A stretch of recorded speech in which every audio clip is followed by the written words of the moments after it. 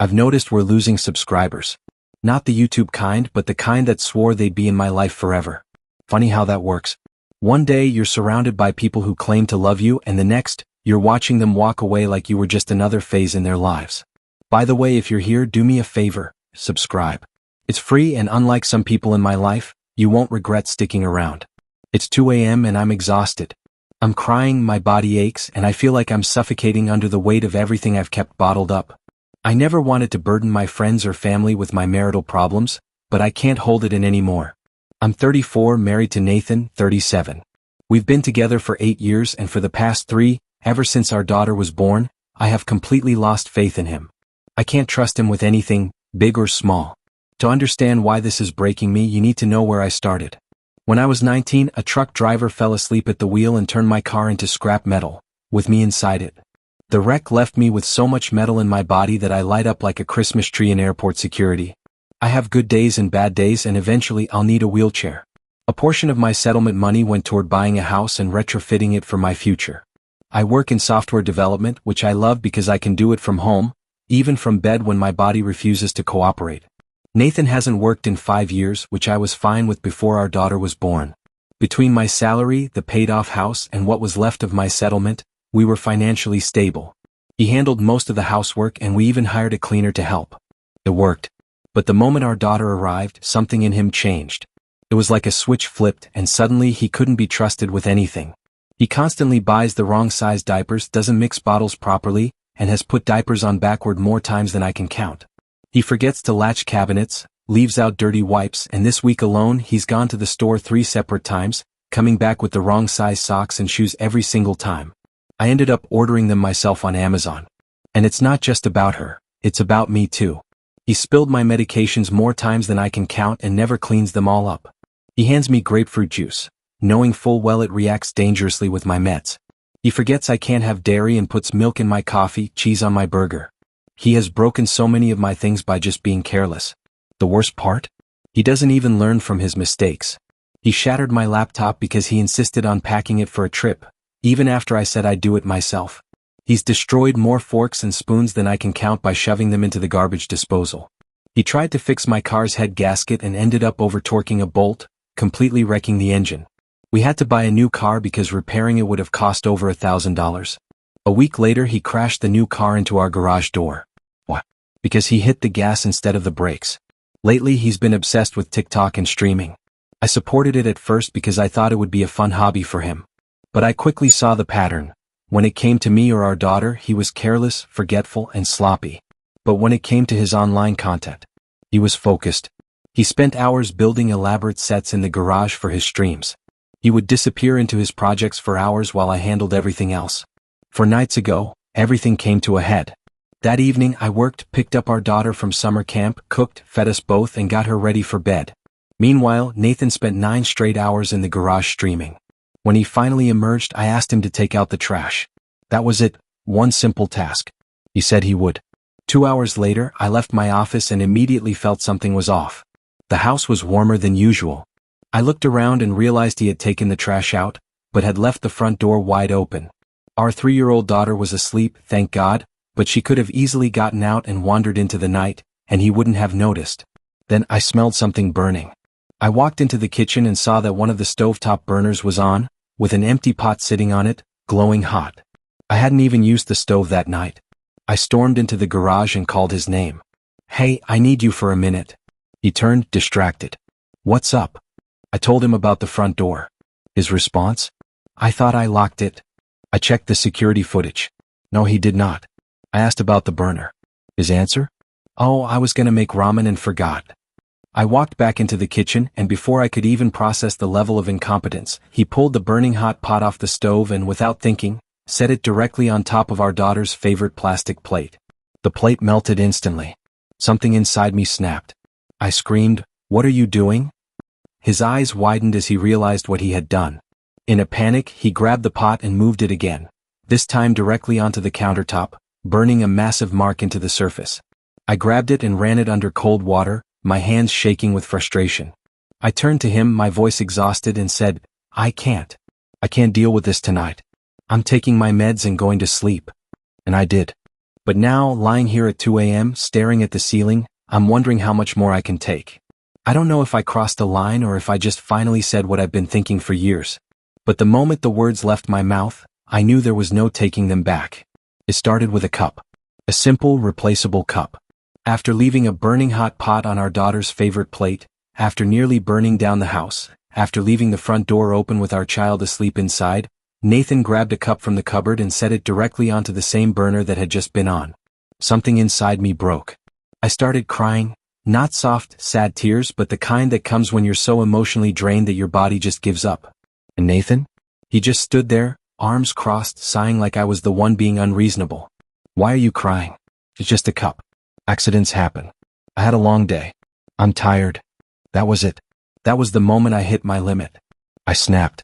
I yelled that it wasn't just about this cup or this night, it was everything. It was the fact that I couldn't trust him with anything. That I had to watch him like a child. That every time I let my guard down and assumed he could handle something like an adult, I was the one who paid the price. And then I said it. You're not a partner. You're a liability. His face twisted in anger. What the F*** does that mean? I didn't hold back. It means I can't rely on you. It means I'm constantly fixing your mistakes. It means I can't keep pretending like we're in this together when I'm the only one who actually is. I didn't realize how much I meant it until I said it out loud. He didn't yell back. He didn't apologize. He just stormed out of the kitchen and went to bed. That night I called my mom. I told her everything. She said it was stress, that we needed a break, that maybe time apart would help. She offered to take our daughter for a week so we could work things out. She also told me in no uncertain terms that calling my husband a liability was cruel. The next morning, I told Nathan my mom would be picking up our daughter after summer camp. His response? A flat, lifeless okay. And that was it. For days he barely acknowledged me. He stayed in the garage playing games, streaming, making TikToks, like nothing had happened. He wouldn't come inside for meals. He ordered DoorDash and had the delivery drivers bring it straight to the garage. I tried. I messaged him asking if we could talk. Left on read. I walked into the garage once to check on him and he ignored me, but the second I left, I heard him apologize to his friends for the interruption and unmute his mic. I tried. Before all this, I had gently asked him if something was wrong, if maybe something was going on with his health, if he needed to see a doctor. Every time he dismissed it. People make mistakes. You overreact. Even when the mistakes kept happening. Even when they started costing us. That was another thing. When I pointed out how expensive his mistakes were getting, he just waved it off. It's not like we can't afford it. That was the final straw for me. For years, I made sure he never felt financially dependent. I never wanted him to feel trapped or like he had to ask me for money. So we had a system. My paycheck was split 3 ways: household expenses, savings, and a personal account for each of us. His account was his money. He could save or spend it however he wanted. But after reading through every response, every comment, I realized something. Our system had been built on the idea that we were both contributing. And that hasn't been true for a long time. So I stopped. I removed his name as an authorized user on the household account. I canceled his deposits. I couldn't touch his personal account, but I made sure he wouldn't be spending another dime of my money. And now I don't know where we stand. Before our daughter was born, I valued what he did. He cooked, he cleaned, he helped maintain the house. He was my partner. But that person is gone. And I don't know if I'll ever get him back. It sounds like OP is in a state of cautious hope, but she's also fully aware that this could be another temporary fix before her husband falls back into old habits. She's smart to set clear expectations, hold him financially responsible for the damages he caused, and monitor whether real changes happen over time. The love bombing concerns are valid. A big, thoughtful date night doesn't erase months, or years, of neglect and irresponsibility. His joke about something must be wrong with his brain because he chose to love someone medically fragile was a massive red flag. Even if it was said in jest, it reveals some of his deeper feelings, possibly resentment or self-pity. At least he immediately apologized when he saw how much it hurt OP.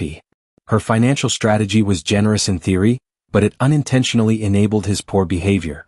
Now, by limiting his allowance and requiring him to pay for his own mistakes, she's putting a necessary level of accountability in place. If he truly wants to fix things, this will be a test of his commitment. If he starts sulking, making excuses, or looking for ways to bypass responsibility, OP will have her answer. The fact that he instantly went into panic mode after reading her post is telling. It suggests he didn't fully grasp how serious things had gotten until he saw it through the lens of an outsider. But fear of consequences isn't the same as genuine change. It's easy to be on good behavior for a few weeks when the pressure is on. Real change means proving consistency over months and years. The biggest takeaway here is that OP isn't letting herself be blinded by love. She knows this might not work, but she's giving him the opportunity to prove himself. Whether he actually steps up or just falls back into old habits will determine if this marriage has a future. Her patience isn't endless, and her final paragraphs make it clear. She's ready to walk if he doesn't get it together. Whoa, that ending was abrupt, but it feels like OP has emotionally checked out. The way she says, "I'm sad he squandered it," sounds like a quiet resignation, like she already knows where this is heading. The part about her financial independence is huge. If she's just a few years from retiring, she has zero incentive to stay in a situation that drains her. She gave him every opportunity to thrive as a house husband, and he threw it away. Her acknowledgement that the toxic work environment was real, but also that she wasn't going to say it, suggests she's no longer interested in defending him. It's like she's saying, yeah, that part was true, but it doesn't excuse his choices. The last line about her sister is a random drop, but it might hint that she has a history of betrayal in her personal life. Maybe this whole situation is stirring up old wounds. Overall, it feels like OP is preparing for the inevitable. She's seeing things clearly now, and the emotional weight behind her words suggests she's moving toward an exit. This story is a powerful reminder that love alone isn't enough to sustain a relationship. Actions, accountability, and mutual respect are just as important. No matter how much history you have with someone, if they repeatedly let you down and fail to grow, the burden of fixing things shouldn't always fall on you. If this story resonates with you, we'd love to hear your thoughts. Have you ever been in a situation where you gave someone chance after chance, only to realize they weren't willing to change? Share your experiences in the comments, like this post if you relate, and don't forget to follow for more real-life discussions.